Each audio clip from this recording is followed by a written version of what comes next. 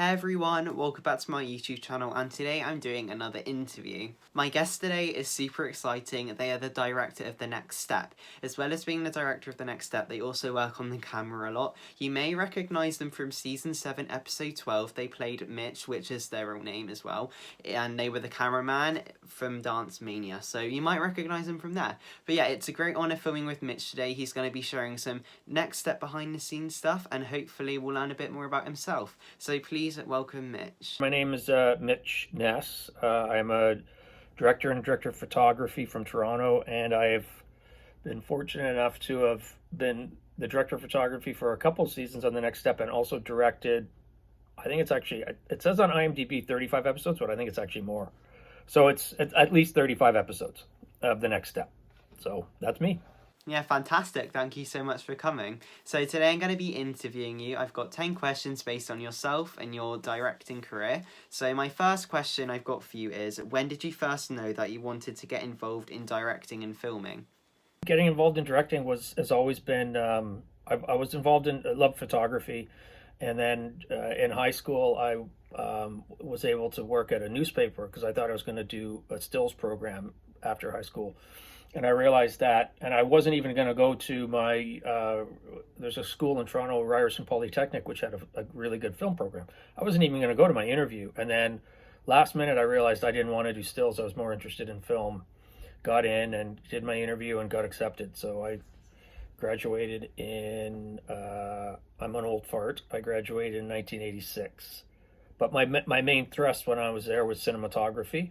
And I came out and I shot like 4 or 5 student films that year, my final year. And then one of them actually got a Canadian Society of Cinematographers nomination. And then I started working as a camera assistant and bought my own camera and let anyone know that if they'd let me shoot their short film, I'd do it for free and bring my camera for free. So I started building up a reel and then moved on to not assisting anymore and being a DO, director of photography, cinematographer. And then a good friend of mine asked me if I wanted to come on and work and shoot a series. And I said yes, but if I could actually direct a couple episodes, because I'd been working with so many young directors that that I was kind of helping direct as well. And she realized that, it would be better if I just came on board and just directed.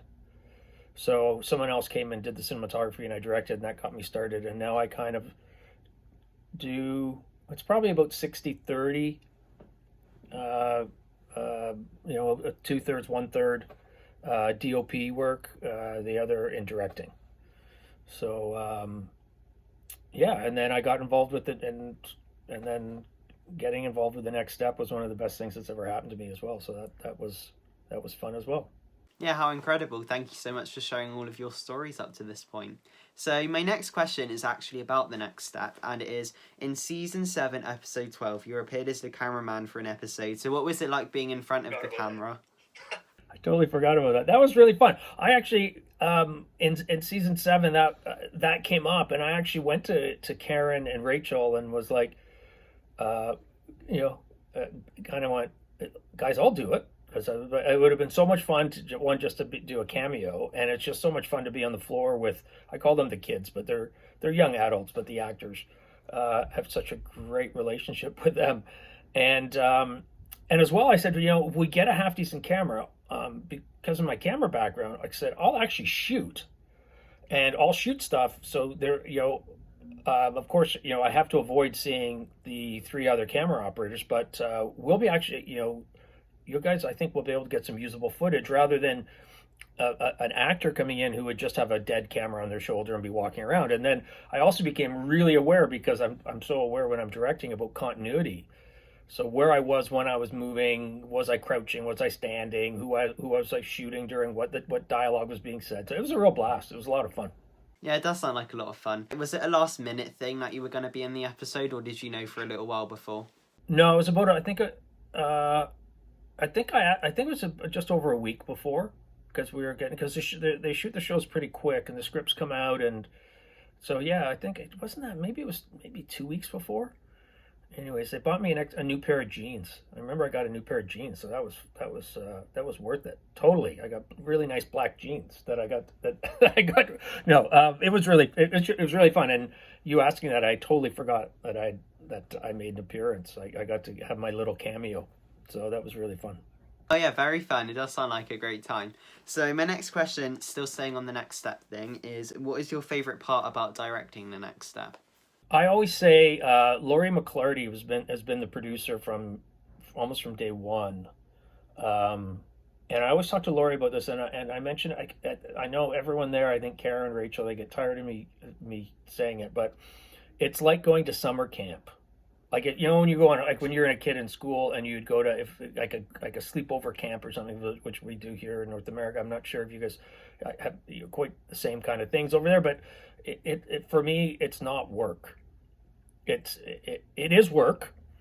It's the most amount of work I've ever done to prep a show as a director. That's when I'm directing. I've been fortunate enough. I've directed every finale through all 7 seasons. And that's the most work ever, but it's enjoyable work. It's not hard work.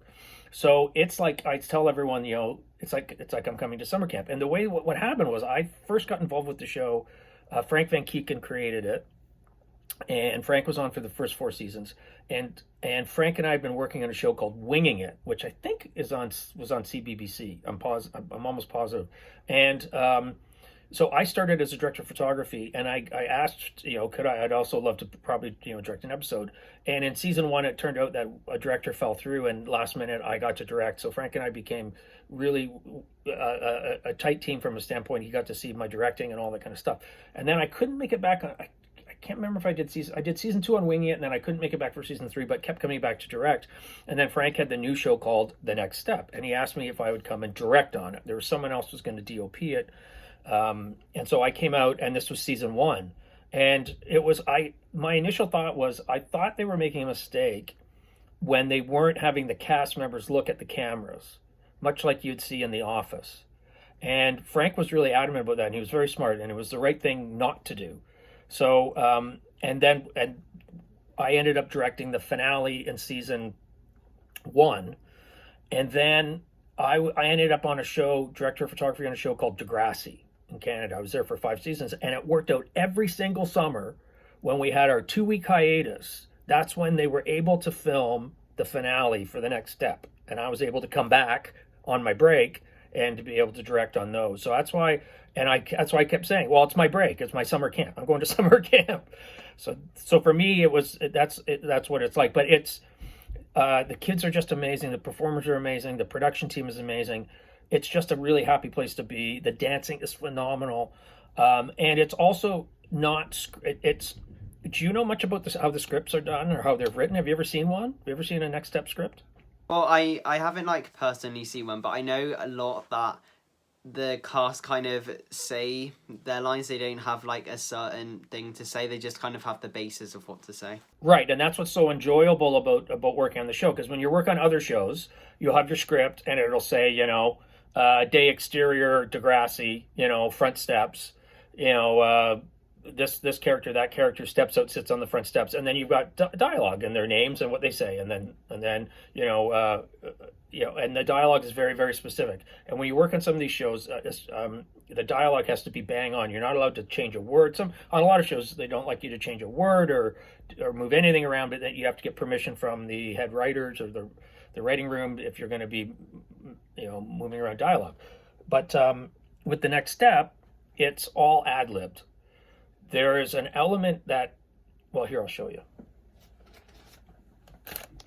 I've kept all my scripts. This is 724. This is signed by the whole cast. We're very nice. This was my working script. And scenes are, I've got my writing and all kinds of stuff in it, but scenes are, there's no actual written dialogue. It's a header to say where you are. It mentions who comes in. Anything boxed in red are the to camera. That's when they're sitting in front of the wall, the brick wall. And and it basically kind of gives an overview of what people are talking about. Sometimes it'll actually give a little bit of a line for characters, and so what'll happen is people involved. So here is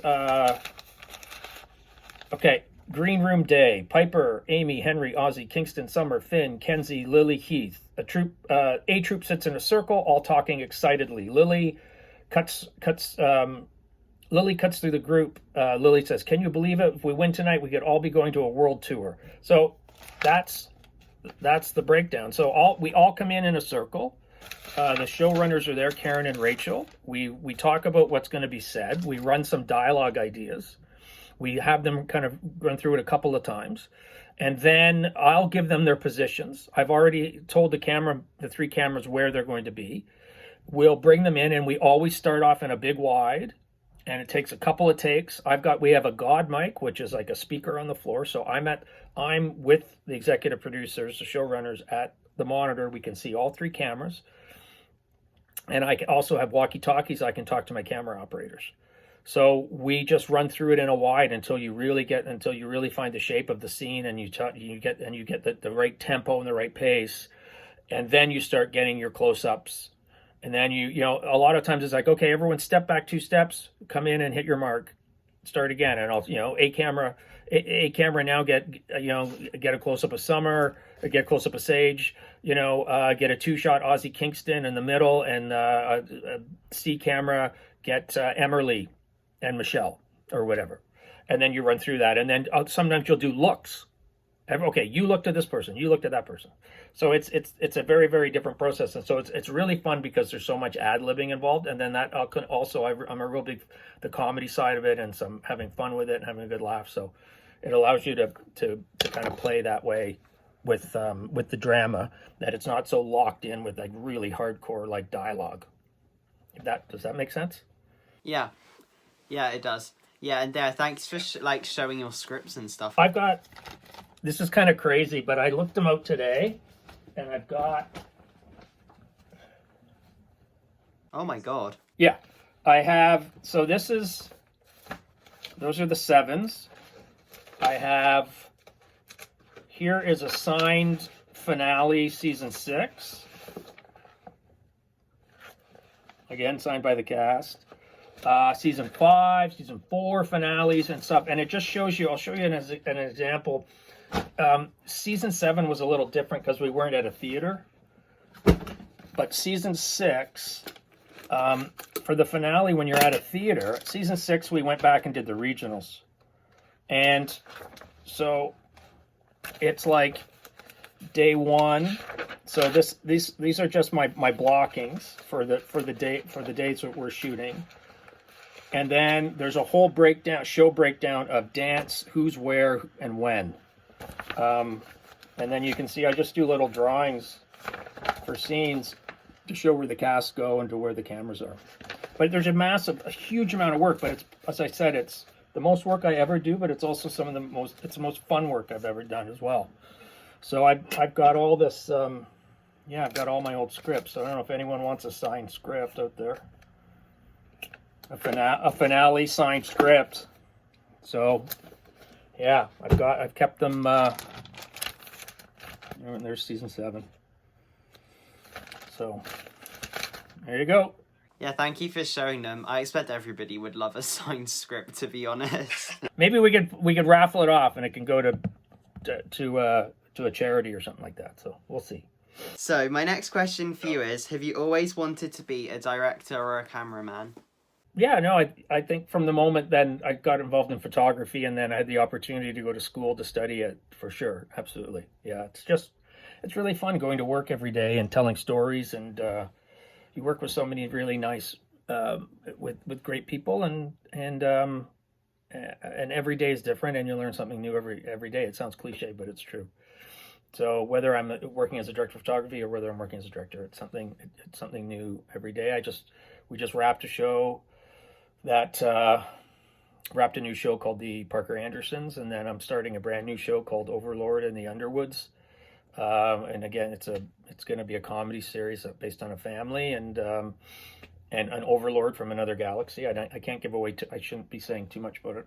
I don't know if I'm allowed to say anything about it, but it's, so, and it's fun. It's every day is different and every day is a challenge. And yeah, and the thing that's different about the next step too, that's also interesting is, and this was really smart on Frank's part when they first started doing the show, was I've been on shows before where, and it's nothing against the actors, but for instance, there was a storyline on a series I was on where the cast are in high school and they join the volleyball team, and a bunch of the cast are playing volleyball and they end up going to a tournament.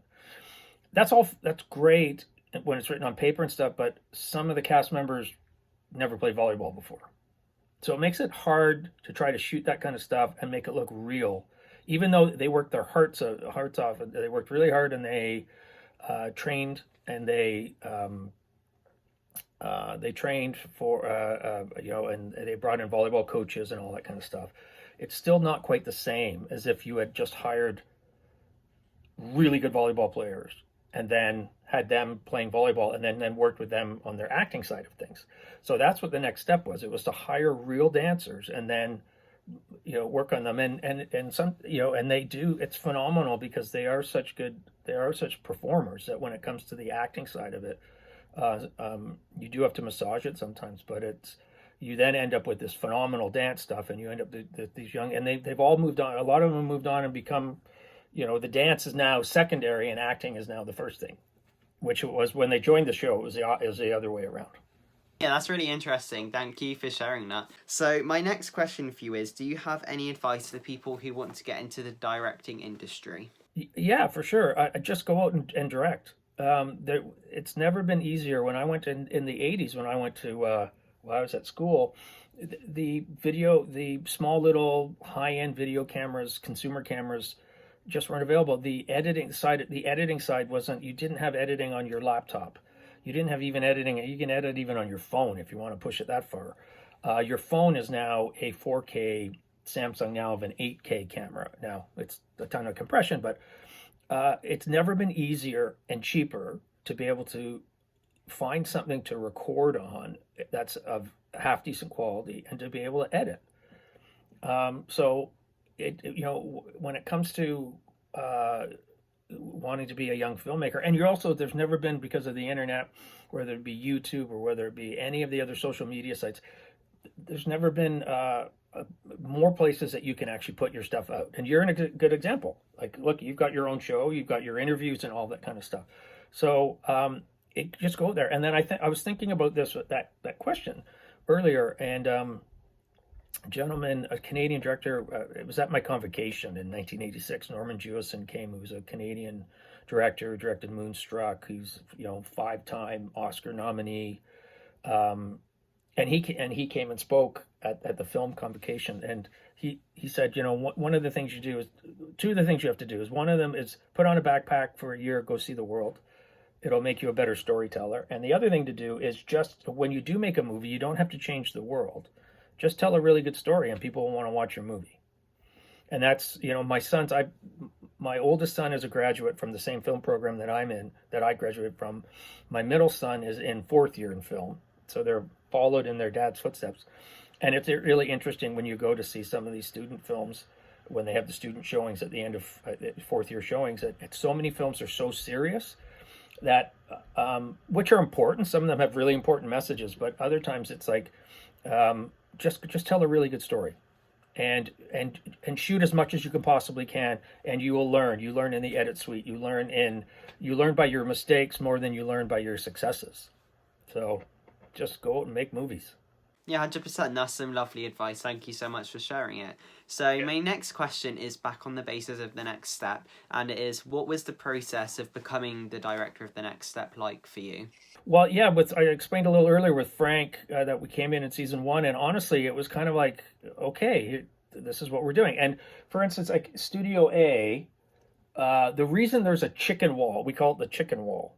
Do you know about the chicken wall in Studio A? It's got a big old advertisement for certain chickens. Well, Frank was raising chickens at the time. He had a farm outside of Toronto a weekend farm, Chanticleer chickens. So there's a little bit of trivia. That's why that wall is there. But if we were going to start with the 3 cameras, we had a dolly and 2 pedestal cameras. And if we were going to start with our backs to the chicken wall, the cameras that is, we would never jump the room and look back and never shoot the other way, because then that would mean that theoretically we should be seeing the other cameras shooting the troop, even if you couldn't get really good eyes on somebody. So that was decided right from the very beginning. And then with the God mic and stopping and starting and doing the looks, and it all took time to figure all that stuff out.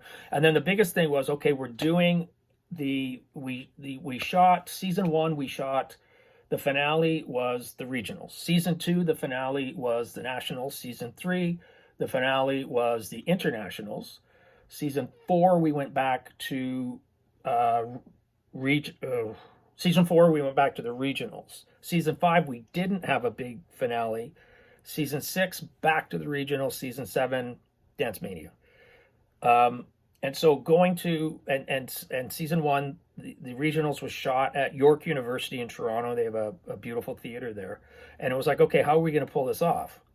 Because the thing was, okay, so we've got dancers, we have to get them in costume, hair and makeup, get them in and out, because sometimes they're in costume, sometimes they're not in costume. We had about 20 dances to shoot.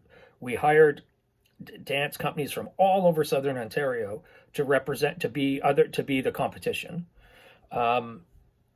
And then, for me, it was like, and that we were five cameras and a Steadicam, 4 cameras and a Steadicam, a dolly, 3 pedestals, and then we had Chuck. We had the announcer with, as if we were shooting a sports TV show for the finale. So the big thing was for me that I'm very proud of, that I brought to the table, was we could shoot looking at the stage, like the normal way. You could shoot looking at the stage, you could shoot looking back to the audience, but the only way to make it feel like there were 17 cameras there was we had to connect people. So what the big thing for me was, I needed to shoot from the back side of the stage on Steadicam while people danced to see the audience from behind dancers. We planted GoPros for that as well. And I also wanted to shoot from the wing to the wing. So in other words, when people are watching and talking, when Miss Kate is standing there and watching the next step dance, or the whole troop are standing there and watching, and they're in the finals and they're watching the other troop dance before them. So it was about shooting on long lenses, having the other dancers just kind of mark and walk through lenses. So it felt like there was, instead of just 5 cameras, it felt like there was about 10 cameras there. There were wing cameras. There were cameras shooting from behind them. There were cameras shooting from in front. There were wide shots in the theater. There were close-up of the people in the theater. So those 2 elements of shooting from wing to wing and shooting from behind the dancers for certain passes, I think made it feel more organic and more real and like you were actually there, and like it wasn't a filmed process. It was just like a live event we were watching just unfold, and we were able to see like a fly in the wall from every different possible angle. So and we had to figure that out. And it worked out really well, in season 1. And so we used that same formula when we did season 2 and we did season 3. And season 3 was massive. Season 3, the finale, season 3, they were supposed to be in Miami. We shot at a place called the Sony Center, which used to be called something else in Toronto. It was called the Hummingbird Center, and prior to that, it was O'Keefe Center. We had 3 seatings of 2,200 fans come to use the live audience. And they paid $5, and the $5 was just to pay for extra security and have it wasn't to make any money from it. And so we shot without an audience and shot all kinds of stuff around the stage and all that stuff, and then brought in 3 seatings of 2,000 fans that just went crazy, and shot for the internationals. It was like the best background you could ever get. It was amazing. It was really fun. So yeah, and then I don't know if I'm talking too much, but and then season 7 was much different because we weren't in a theater. We shot that at the CBC in Toronto up on the 10th floor in their sound stages, and it was the Dance Mania show. So that was a little bit of a different beast altogether too. So. Yeah, well, it sounds like it's been incredible kind of filming in all these different places. And yeah, Dance Mania was like completely different, because obviously you had like the audience either side apart from the back, which was probably different for you. Yeah, so with regards to Dance Mania, yeah, it was different, totally different. And what happened was there's 12 dances in total in the finale, if I remember correctly. So we knew we wanted to have a video wall behind them. We knew we wanted to have a lit floor underneath them. And then we went into CBC, and then we worked I worked in coordination. I was the director of photography, and then I stepped aside, and a gentleman named Malampet Sedley stepped in my behalf to be the DOP for the week before, while I worked on the prep, and then, 10 days before, and then he was the DOP at the CBC. So the whole idea was so what we did was we looked at the 12 dances. I watched the rehearsals, Amy working with them, and saw the dances. We then chose color schemes, or we looked at what the wardrobe was, and then we chose backgrounds for the video wall. And then we gave that video to the person that programmed the color and the floor, and they could import that into their floor. And then I gave those examples to the lighting director at CBC, and then he plotted. We have over 100 moving lights up in the air, and he plotted, and I came up with looks like yellow backlight, blue side light, rim the audience with gold or something, and came up with color schemes for every dance that would match costumes, match the background. So that was all built together. So we moved in a day before. We got the screen in, we got the floor in, they got all that stuff. And then they started working away on it. And then we moved in late in the day. And then day one of shooting there, we shot in the hallways outside the studio. We shot in the green room, and all that stuff was 10th floor of the CBC, the makeup room and all that stuff. And then the next day we shot without an audience, and we shot on the soundstage itself. So just with like all the scenes when you don't have an audience, with Rochelle talking to what's the woman's name? Anyways, stuff that wasn't audience stuff, like Liam doing his dance with Ozzy, Liam and Ozzy doing their stuff, Liam doing his dance, Finn doing his dance, all that kind of stuff. And then the final 2 days was with audience, where we had our host and we had an audience, and then we had all of that stuff. So it was a total of, we were there for 4 days to shoot all of that stuff. Yeah, it sounds like Dance Mania was quite a blast then for everyone. So my next question for you is, what is it like working with the cast of The Next Step? Working with the cast of The Next Step is just wonderful. We're on it's kind of like the third group. If you look at the history, we said goodbye to Miles, in the season 6 finale with who was it? Noah, where we said goodbye, and they're all at the side of the stage before they go on to do the final dance, and those were real tears. Everyone was crying because he knew that he was not going to come back for season 7. So it's really emotional, and then you watch them grow up, and I think of like when Liam, Finn, Sage, they're both from Vancouver, they're both from Western Canada. Those guys arriving, and season 6, were they season 5? Yeah, season 6 they arrived, and they didn't know what a mark was on the floor. They didn't know, they knew nothing about filming, but boy, could they dance. And it's just making them feel comfortable, and it's just challenging them to find their voice and find their character voice and all that stuff. So there's that element when they're brand new, and then once they find that and you start ramping it up and you challenge them, and you see these amazing results for their performances, then it's just literally, honestly, it's just a pleasure coming to work every day and working. And you never, a lot of times if you're on other shows, you're like, I've got an 8-hander. 8-hander would be there 8 cast members in a scene. And that's always, because you got to get all this kind of coverage.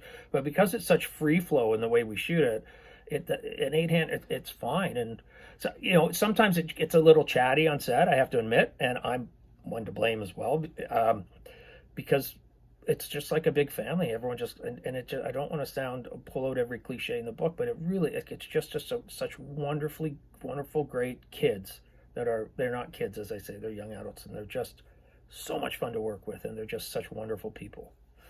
You get to know their parents, because they're there when they're there before they're 16, so their parents have to be there. So you get to know the parents. You get to know, right? It's just it's just a really nice place to be. You got to come over. If we do a season 8, you should fly over and come and check out and hang out on set. Yeah, I've been told to do that. So yeah, please let me know. You should. Yeah, because it's encouraged, right? It's encouraged. There's a lot of fans have visited sets. It's visited the set, so I'd love to. Hopefully. the show's big here. It has such a huge following around the world. You just don't realize how big. If you look at whether it be through the UK or through Europe or through Australia, I mean, it's massive. It's got an amazing following. It's really cool. Do you always film it in the summer holidays? Is that like when you always do it? It's usually we usually try to it's usually in the summer, and sometimes we stretch into the fall, because we did do 2 shows at once where they did the music studio, Lost and Found, and that was happening at the same time. So that kind of stretched into the fall, but mostly in the summer, right? And the odd time we go on location, but we're almost always like if you watch in the finale, the hotel lobby in the finale. That's the lobby of our soundstage. That's where our production offices are, right? That we turned into a and right behind there, like right in that lobby, they had a way to lift it up, but that was the only space. We were so crammed in season 7. Toronto was so busy we couldn't find studio space. That's where rehearsal space was out there, and then that's where the lunch tables were. It was all like shoehorned in. So and then that also turned the front doors to the studio, I think, were Miss Kate's. They used as Miss Kate's as well. Not Miss Kate's. What's her face? Lily's mom in the show, who used to Miss Angela. So, so there's some other little bits of trivia, and then we had to, because that's why there was Emily's office was gone in the Studio B, because there was no room. We didn't have room in the soundstage to build it. Okay. Yeah, I was wondering where that had disappeared off to. There wasn't room. Honestly, there was about 3 feet in between the walls of the sets. There was just it was so tiny. But we were able to get it done. Yeah, all 3. Normally those were being 2 separate sound stages, but we only had 1 sound stage. So Studio A became a little bit smaller. Studio B became a lot smaller, and then the cafe. So, and then beside that, then the locker room. So all 4 were in 1 sound stage. And then the locker room got converted into the hotel rooms, and we just moved beds around and switched paintings to make it look like different hotel rooms. I remember that clown painting was a bit scary. That's funny. I forgot about that. That is quite a funny storyline. So I have 2 more questions for you, and my next question is, do you look up to anyone in the directing industry? Oh, yeah, absolutely. Yeah, for sure. There's there's the Scorsese's, I actually wrote a list out because I've got so many that, whether it be David Fincher, Bruce Robinson. One of my favorite all-time films is With Nell and I don't know if you've ever seen that. Edgar Wright's work, I just love visually what he does. It would be Coppola, the Coen brothers, Denis Villeneuve.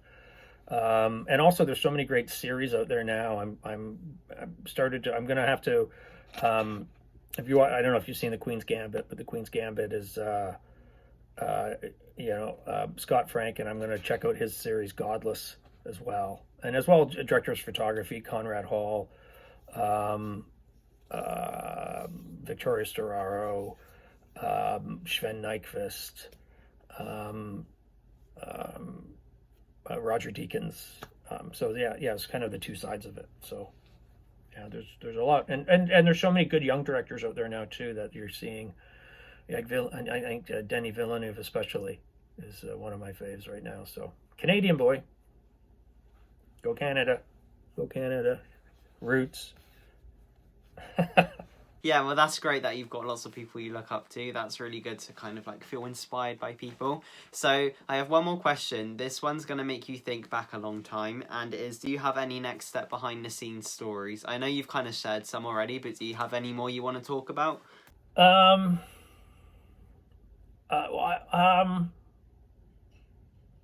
God, there are a lot. I don't know of any that are just there are just so many, I guess, success stories. But I was thinking about that. There's Isaac throwing up after he did. It was, I think it was at the Nationals, and he had a big solo thing, and we had to do it about a fourth time, and he literally paused and bowed and ran off the stage and threw up because it was like an athlete that had pushed themselves right to their very the limit, to the point of the poor guy, and just like such a trooper and such an incredible incredible dance, that kind of stuff. I don't know. He probably wouldn't want me to tell that story. Do you know that his dad is Lucien? Did you know that? Yeah, yeah, I do, yeah. Okay. Alan's an amazing, funny guy as well. I don't know if there's any. I don't really. I was trying to think when you sent me when you asked me sent me those questions. I was just wondering. I wasn't quite sure exactly. I was trying to recall some stuff, but it's such a whirlwind, and it's so much fun. And it's intense but really fun, and so there's not a huge amount of kind of downtime and that kind of stuff. So, but just in general, just being with the dancers and stuff is just really fun. So it's really enjoyable. I have one of the things I do is I keep slates, the final slates. So this would have been the cover that goes on the slate. It's going to be backwards because I flipped my lens around on my camera. But yeah, so this was the final scene of season 7, September 12th, 2019. There you go. I'll show it to you on my computer. Yeah, I've got one of the things I collect them. Like I shot this the Skins USA. They did a version of Skins, so Degrassi slates and all that kind of stuff.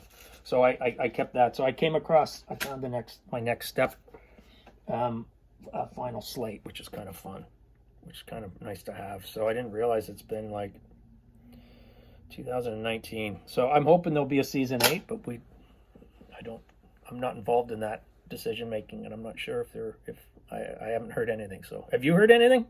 Well, no, not really. I mean, I've heard a couple things, but not like, I mean, I've not really, I'm probably not allowed to be told, to be honest, so I've had a couple whisperings, but... Just wondering the rumors. The other thing I have, though, that I kept, which is just all weird, is one of the favorite dances, one of my favorite dances was from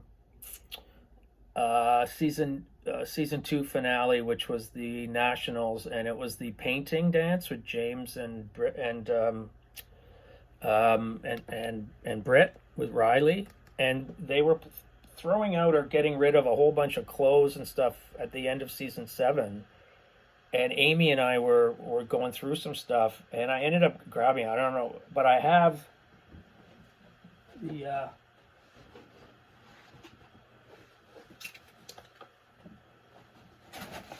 James's costume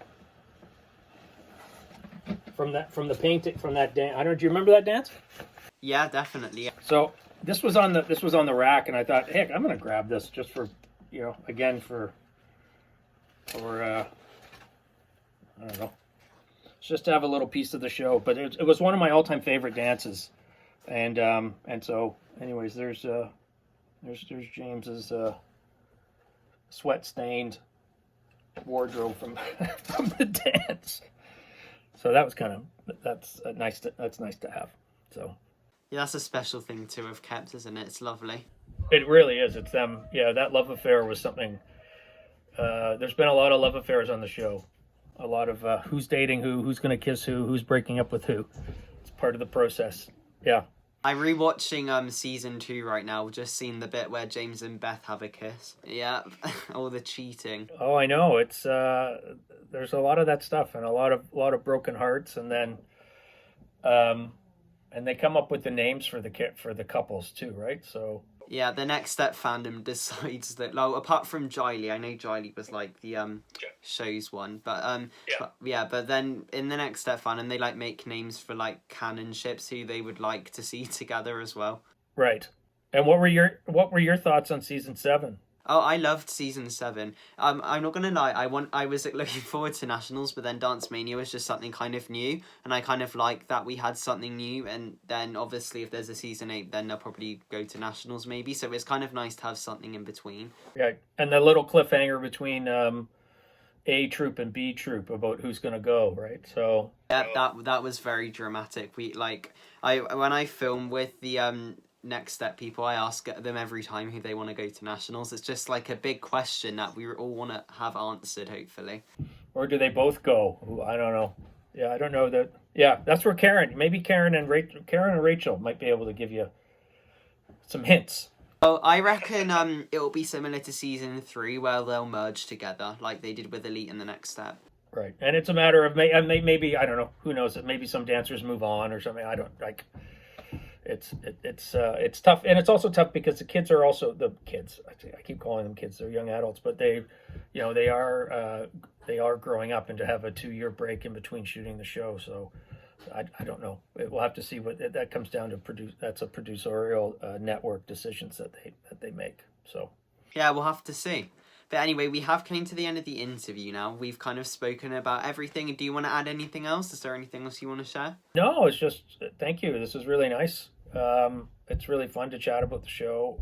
It's as I say, it's one of the funnest shows. Most it's like it's one of the best shows I've ever worked on that I've been able to be associated with. And you tell people, anyone you walk in, and they're like, "Oh my goodness, on the next step," and can my daughter or my son come and visit, kind of thing. And there's no other show that's had that I've worked on that's had that reaction. And then it's also just such a fun show to shoot and be involved with. And like I said, it's like my opportunity to go to summer camp every year. And I just hope I hope it comes back. I really do. I really do. And thank you. And the reason it is so successful is because of people like yourself and all of those hardcore fans out there that keep themselves and that are involved with the show and keep it alive through social media. So yeah, fingers crossed. Yeah, thank you again for coming, and I've loved seeing all of kind of your things you've kept. It's been great seeing them. I'm sure everybody has loved seeing them as well. I've got a couple more dance things over there. I got one of Wes from the I think it's season 3. Yeah, do you want to show it? Sure. Hold on. That's Funhouse, right? Yeah, I think that's yeah. That was West season 3. So that's, and then I think that's West, and then this says. Is that Emily? That says West on it. Oh, West. And this says James. So there's a James shirt. These are all worn by them. If their names are written on them, it's all worn by them. And that's his full. And then there's a couple of the gal stuff here.